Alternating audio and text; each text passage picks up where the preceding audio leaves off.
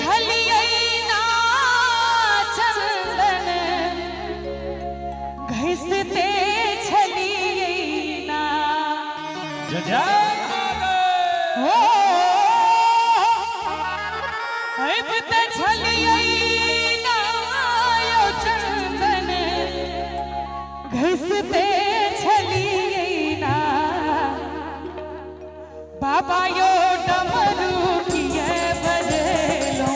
हम त ऐबते छलियै ना बाबा यो डमरू किए बजेलो हम त ऐबते छलियै ना ऐबते छलियै ना चंदन घिसते छलियै ना ऐबते छलियै ना चंदन घिसते छलियै ना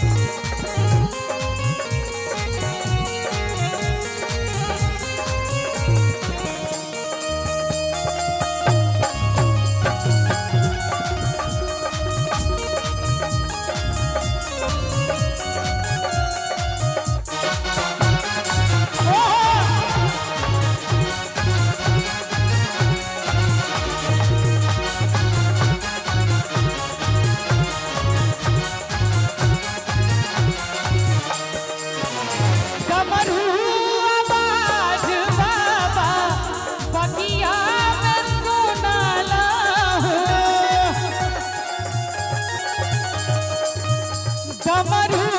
आवाज बाबा बगिया में सुन लो फुलवा लोढ़ते छलियै ना यो फुलवा लोढ़ते छलियै ना। अच्छा कते गोटा ई नचारी सुनने छियै महादेव के से कनी हाथ ठाड़ करियो देख जय हो हमारा हाथ हमने सुनने छियै नचारी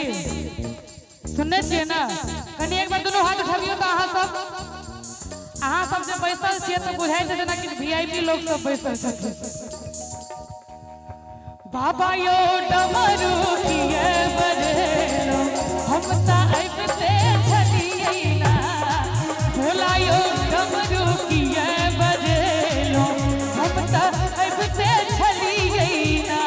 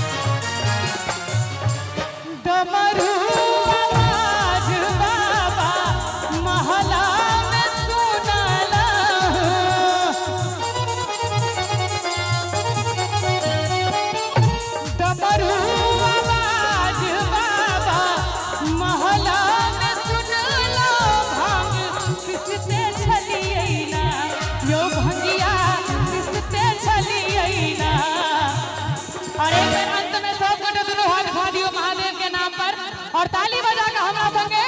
बाबा यो डमरू किए बजेलो हम त ऐबते छलियै ना